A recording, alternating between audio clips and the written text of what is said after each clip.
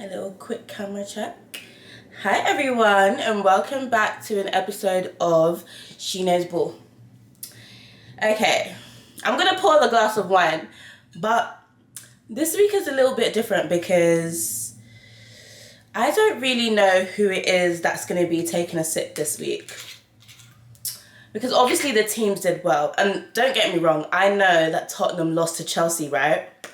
But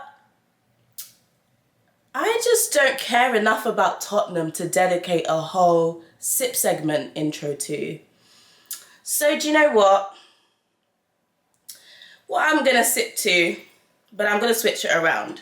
It's not to drown your sorrows, right? But I'm going to take a sip to another Arsenal set piece goal.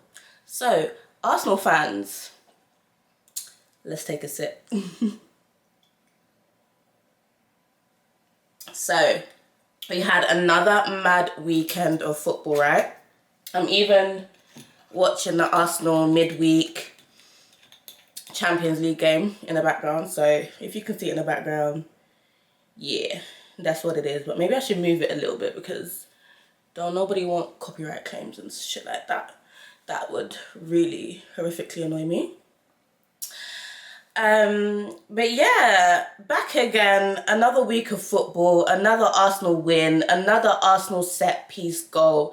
And it's just like, what can you even really want as an Arsenal fan at this point? Like, it just feels so good being one right now.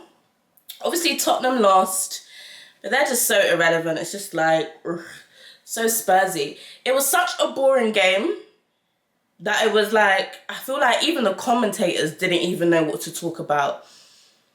Except for, you know, what's his name? Spence, and I can't remember who else he was with, you know, that sexy guy. You know, walking off and ignoring their manager when their manager was asking them to go and celebrate. But other than that, that was probably the most entertaining part of the game. Like, the game was so shit and dry. It was like, you know when you genuinely feel like you wasted 90 minutes? That's what that game was. It was just so boring, nothing going on. It's like Tottenham didn't turn up. It looked like they wanted to go home. Like, they was on shift. They were banging a retail shift. They clocked in at, I don't know, 9 o'clock. They saw the weather outside. They already gloomy on their way to work. And they were just waiting for the time to clock out when it got to 90 minutes in Tottenham's shoes. And that's exactly what it gave. And it was just like, chill. Yeah. And that's why they're not even deserving of a sit this week, because it's like, you didn't even try. You didn't even do anything. They made Chelsea look good. In Chelsea, obviously they've done okay so far this season, but they're not amazing. I mean, João Pedro hasn't scored in how many games? And I don't know. Tottenham just, yeah, no words there, self-explanatory. Anyways, moving on to Arsenal, of course, as an Arsenal fan, have to touch base. Arsenal had Burnley, and of course, Burnley are a newly promoted team, but they're not to be taken for idiots. They are actually really good. So, of course, Arsenal had Burnley, and it was a really good game. Like, it wasn't the best of games, but I was really, really proud, you know, watching it again. But it's like day in, week out, I'm always proud. And, you know, we start to kick off the game, and who other than Gyökeres opens the score, and he gets in a set-piece goal. And it was really, really nice to see Gyökeres get his goal. I know he's not scored in a few games. I just got onto João Pedro for doing the same. But, yeah, Gyökeres has actually gone a few games without scoring. But with that being said, even though he has actually not scored, again, he's a really, really good squad and team player in the sense where, you know, he allows other players like Saka, Trossard, Rice a bit more time with the ball because he's drawing in all of the defenders, and he's actually really good at, you know, holding the ball and just, yeah, as I said, drawing out the defenders and giving other team members in the team time to capitalize and attack. And so it was really nice to see his hard work over the last few games pay off. And I know Gyökeres haters were like, you know, probably fuming, thinking, oh yeah, this guy has bags and whatnot. But it's like, or they're finally rating him now that he's scored a goal. And it's like, Gyökeres has been rated, by the way. You would see in these past few episodes that I have been banging on about Gyökeres. I've believed in him. You know, of course, he looked a bit on the heavy side, but he looks like he's starting to, you know, get more match fit, lose a bit of weight in that sense because, you know, again, he's playing more games. He's doing the necessary exercise and he's getting the feel of the speed of the Premier League. So can't really blame him there in that sense. But yeah, I feel like he's been putting in shifts in the past few games. And, you know, I feel like a lot of games, the other team's defenders were just much better in terms of being able to handle him and maintain him. But obviously that then meant that they ended up giving time to other Arsenal players like Saka, like Marino, giving them more time on the ball. So yeah, it's really great to see him get something out of that. And, you know, I feel like a lot of Arsenal fans, you know, are rooting for him and really want him to do well. I know there is going to be criticism from some Arsenal fans, again, because, you know, it wasn't really the most glamorous goals. But if I'm honest with you, if I win the Premier League and Gyökeres gets 20 goals a season, 25 goals in the season, and 15 of them are unglamorous goals, do you think I give a fuck? If you like, glamorize the goal, unglamorize it. If you like, make it a janky goal, make it a non-sexy goal. I couldn't give a heck. Just make sure that ball touches the back of the net, and the back of the net it did. So shout out to Gyökeres. That was really a nice goal from him. And then, of course, you know, Arsenal always get judged on, you know, their set pieces and the percentage of goals coming from a set piece. Well, look at the second goal. How was that for a set piece? How was that? That was a lovely set piece goal by Declan Rice, wasn't it? But yeah, no shade. But yeah, it was really actually nice to see Arsenal get a goal from open play. That will shut people up for a while because I feel like all the pundits and all the media kept discussing was Arsenal's stats on their set pieces. And I actually saw a funny tweet actually that said, the real stat that media outlets need to be focusing on is not Arsenal stats on set pieces, but the stat that, you know, Liverpool were 5 points clear and then were, 7 points or so behind. That's the real statistic that needs to be focused on. But anyways, yeah, it was a really good game. Unfortunately, Gyökeres did end up coming off.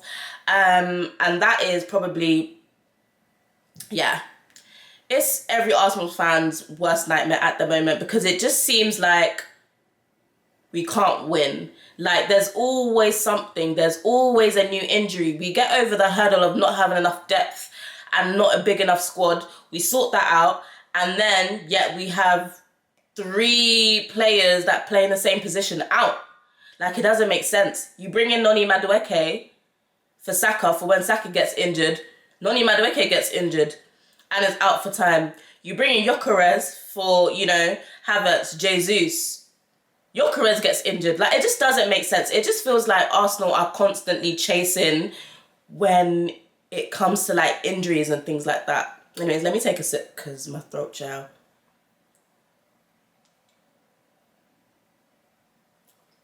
Yeah, it just seems really unlucky from Arsenal. And the big question is can Arsenal actually maintain their title charge with all the injuries that are coming in? Because I actually have Arsenal to win the league. I feel like they should be winning the league. They are expected to win the league, especially with the start that Liverpool have had to the season. And, you know, City don't look the greatest. Like, they don't look like the City that won, you know, the treble. Understandably so. They're probably, you know, not as motivated. You know, once you've hit the top, it's really hard. Like, you're just like, the motivation's gone. You're not as hungry. Like, you've pretty much done it all and you're genuinely satisfied with life. Like, okay, you're like, okay, I've cemented my name in history and now I'm just here to, you know, because it's a good career and, you know, it makes me money kind of thing. So, yeah, they're not really on it either. And so I do feel as though this is Arsenal's year and they definitely need to win a trophy. And when I say a trophy, I'm not talking about the Carabao Cup. I'm certainly not talking about the FA Cup. I'm talking about the Premier League or the Champions League, right? But questions are going to come up because Arsenal's injuries are just very, very hard to ignore right now. It seems a bit, quite unlucky in the sense. I don't know how bad Gyökeres's injury is, but I'm hoping it's not that serious. I'm just hoping we can just get to the international break on time without him because it's getting a bit silly now. I still do feel as though Arsenal can win the league just because I feel like so long as it's a thing where players are not out for months and months and months on end and it's just about a 2-week here, 3-week here, then we will be able to survive. And that's because other teams are naturally going to incur injuries. All it takes is for Haaland to be injured for about a month, 6 weeks, and all of a sudden City are looking shaky. And so I don't feel as though injuries are only going to be, Arsenal's problem. I think with the run of games that everyone has and the amount of football that everybody's playing, inevitably injuries are going to start to pop up for other clubs, and they're also going to have their run of games where it's a bit difficult because they don't have the players that they need. So for instance, even looking at Chelsea, they've been without Palmer for a bit as well in that sense. So yeah, I still feel as though Arsenal can win the league with all these injuries, but these injuries need to be wrapped up. I'm not going to lie. And I also think it's a bit of a sticky one. It's just like, I just hope our defenders are okay. I feel like as long as we have a solid defence, we will be okay. And hopefully the goals can come from somewhere. Marino, I'm actually counting on you now because it's your time to shine, baby. We need you right now. He always bangs for Spain and it's time for you to bang for Arsenal. Not that he's not been banging for Arsenal because Marino has been doing good. And I feel like Mikel Arteta really uses him well. Obviously, that was overshadowed with Mikel's lineup when it came to, I think it was the City game or something like that, and the Liverpool game. But generally, overall, Mikel Merino's use is good, and hopefully he can step in when needed. But yeah, it was a really good game from Arsenal. Really happy with the performance. And of course, Arsenal actually conceded 0 shots on target the whole game. Arsenal's defence is on another scale. Like, let's be real. Arsenal are not even on conceding goals to protect their clean sheets. Arsenal aren't even on conceding shots on target anymore. Like, that is a new level that I can only commend. And honestly, I love to see it. I feel like it's well-deserved. I feel like our back four is just excellent. And I really, really want them to go down in history. And that will only be done if they win something. Because you don't want to go around saying, Gabriel's the best, centre-back in the world. And then someone says, oh, well, what has he won? Do you know what I mean? Like, even though, yes, we know, but it's like, he's got to win something to cement it. And they deserve it. So hopefully Arsenal win something so that they can give our defence what they deserve and also to reward Saka for all the hard work he has done. But yeah, Arsenal's next run of games are looking quite sticky. I'm not going to lie. They've got Tottenham. Well, after this week, who did Arsenal have this week? I can't actually remember. Oh yeah, Sunderland. After Sunderland, they've got Tottenham, Bayern Munich, Chelsea, Brentford and Aston Villa. Like, these are really, really tough fixtures. And I expect us to beat Tottenham for sure. I expect us to beat Chelsea, Brentford and Aston Villa. Whether we beat Bayern, I wouldn't mind a draw. I wouldn't mind a draw. So, to be fair, even now that I've looked back at it, and realistically, I'm saying that Arsenal need a lot of points. I feel as though we'll beat Chelsea. We do have good games against Chelsea, and that will be a really entertaining one. So I am looking forward to that. But we just need to not have injuries. So my predictions for those games could change depending on who is playing. And I actually saw I heard a really good comment from James from Gooniverse, I think it is, or former AFTV. Him and Turkish had that whole palaver, where they said that, where he said that, sometimes when I think about teams that have won the title, I always remember their starting lineup, and that's because they always play that team week in, week out. Like, for instance, he knows the team that, won City the treble. He knows that, Chelsea's Mourinho team when they won as well. And so even though, yes, it's nice having squad depth and players can come in for when someone's injured, you still also, when that team wins a trophy, you still want to be able to remember, yeah, I know that team that played, it was this person. They were always on the field, always on the pitch, putting in work. And then obviously you get in the little subs like, oh yeah, and then Madueke used to come in for, sometimes, and then Mascara used to come in sometimes, or, Martinelli used to come in sometimes. You don't want it to be where this person's coming in every 2 or 3 weeks because that person's injured, which I totally get. Obviously, in the grand scheme of things, if the title is won, it's won. That's a good thing, but I do get where he's coming from. Obviously, City are now creeping up the league, and it looks like the battle is going to be between City and Arsenal. Will City be able to maintain this while their winning form is the question.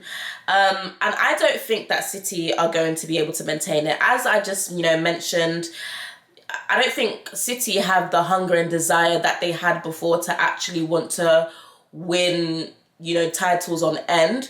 And listen, I'll be real. Oh, also another stat that media outlets need to be focusing on is what games Man City have won when Haaland has scored. Because right now it seems that Haaland is City's main, it's the way that they're winning games. Let's be real. Without Haaland, I actually don't know where City would be right now. And so all it takes is one Haaland injury, and City could be looking real shaky. So I still think that Arsenal will edge it over City. What makes City more believable team to win it is because obviously they've done it before and they've got the experience to do so. But yeah, it's really a tight one. So I do think, this title race is definitely between City and Arsenal at the moment. And hopefully Arsenal hopefully we won't go head to head because we'll, be clear by January, February. But a girl can dream. Right. So it's even so funny because this weekend actually is going to really, jig up the Premier League table, because you've actually got first versus third, and then, first versus fourth, and then second versus third. So you've got Arsenal versus Sunderland, and then you also got City versus Liverpool. As an Arsenal fan, I'd love a 1-1 draw. I'm not going to lie, that would be perfect for me, given where, City and Liverpool are in the table. But you never know. Let's see what actually happens. I was mentioning the title race and who it's between. Obviously, I didn't actually mention Liverpool. Liverpool are obviously going to be lurking. And do you know what it is? If Liverpool get the balance right and they start to click and they get a good run of games, they can so easily be a big threat to Arsenal. But right now, I just feel as though Liverpool, they look a bit meaty. The balance of the team is off. I feel like Klopp made too many transfers, and the balance is not balancing in this team. And so, I feel like it's going to be a really good and exciting season. There's a lot of football to play and a lot of drama to kick in. But overall, no complaints from me when it comes to Arsenal and how they are playing their games. I feel as though they're being extremely professional and they're getting the job done. And as I said, I don't care how Gyökeres scores, as long as it hits the back of the net, then I am happy with that. So hopefully Arsenal can continue their fine form and continue to gap them motherfuckers. Come on, it's actually about time. But I have been really proud of Arsenal at the moment. I'm hoping that, their reign can continue. And it's going to be a really good and interesting title charge. I'm not gonna lie. There's going to be lots of ups and downs and things like that. I'm just really hoping that, because Liverpool have got their blip at the beginning. I'm just hoping that they won't then go into a good run again between that February, May period. And, you know, Arsenal's run of games are coming good at the beginning, and I'm just hoping that Arsenal don't have that blip towards February, March, April, because that's when it really, really matters and it really, really counts. But yeah, looking forward to a good run of fixtures, and yeah, I hope Arsenal can really, really continue to capitalise and continue this run of form. But anyways, I'm actually not going to get into FPL this week. But yeah, I had a bad FPL. I didn't captain a Haaland. Can you imagine? I was trying to be different and cool and decided to go for Voltamada instead. And that was like the most horrific decision ever. But anyways, if you want my FPL picks, then definitely tune in to my TikTok and my Instagram, as I will be posting that there. But anyways, here's to a really, really good game week 10 that we just had. Arsenal's win, another set piece goal, and cheers to game week, I think it's 11, and you know, a really good Super Sunday that we're all going to be looking forward to. So yeah, cheers to that, and I'll see you guys next week.